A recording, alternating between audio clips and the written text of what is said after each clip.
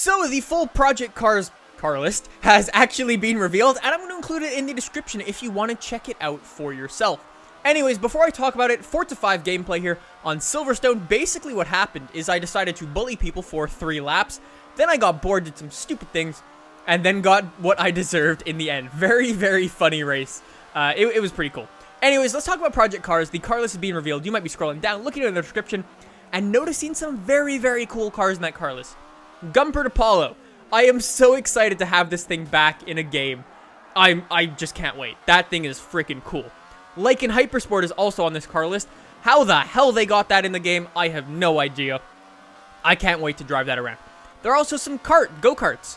I've never had a game where there are actually go-karts other than Mario Kart, so I'm excited to drive around in some go-karts. Should be pretty cool. Other than that, there's pretty much what you would expect, and there are some really, really cool track-ready cars that you can drive around in. Basically, the cars you would expect. Until you notice the not-so-good of the Project Cars car list, which is all the things that are missing. So you might be scrolling down, looking at the description, and you might notice some things that are missing.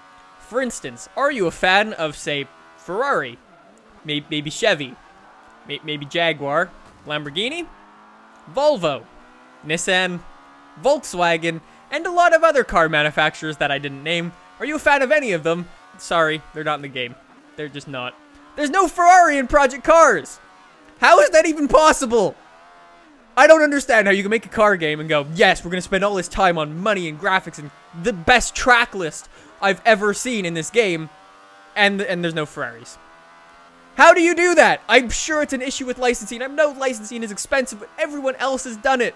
Forza's done it. Gran Turismo has every car you could imagine in it. Need for Speed, Drive Club, everything has Ferrari. How do you leave? They're the super giant. How? I don't get it. I really don't. I know it's expensive. If you're spending all this time, you have the best track list I've ever seen. You have this crazy cool weather system. You have night racing. You have everything people have been asking for. And then you don't include Ferrari. If you ask me, that's not very good. That's not very good at all. I'm not even the biggest fan of Ferrari. I just know you need them in a racing game. I don't understand that. I know it's not an issue with time because the game's been delayed about 12 different times now. So what is it? Is it the licensing? Is it the cost? Because so many people have been buying this game already. I really don't know. I really don't know.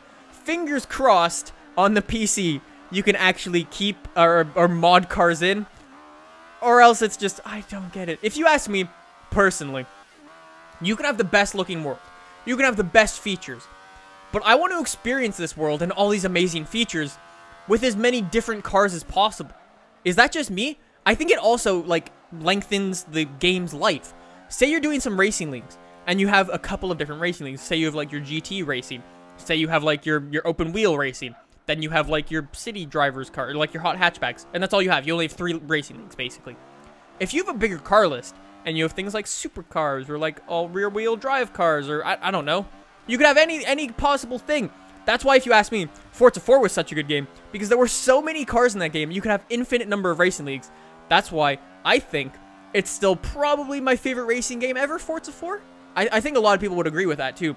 That thing was just so good. The car list was so good. The track list was so good. There were so many different things to enjoy in that game. It just lived forever, and still does. People still play that game. And if you're only shipping with 65 cars, like, I don't know, if you just ask me, I don't think it's going to live very long. As soon as everyone's experienced those 65 cars, I think people might be done with it. I'm sure there's going to be DLC. There already is 2 DLC packs, actually, before the game's being announced. Before the game's being released. The game releases next week. There's already 2 DLC packs, which is kind of annoying. They're doing a free car, I think, every month or so. I don't know. It's kind of annoying, but if you ask me, you need some of those cars. You can't leave out Ferrari. You can't leave out Lamborghini. I know TDU2 did, but that was a sort of different thing. People modded it back in, by the way. But anyways, those are my opinions. What are yours? Leave them in the comments down below. I'd love to read them. I'd love to discuss with you guys. What do you guys think? I'm sure there's going to be DLC.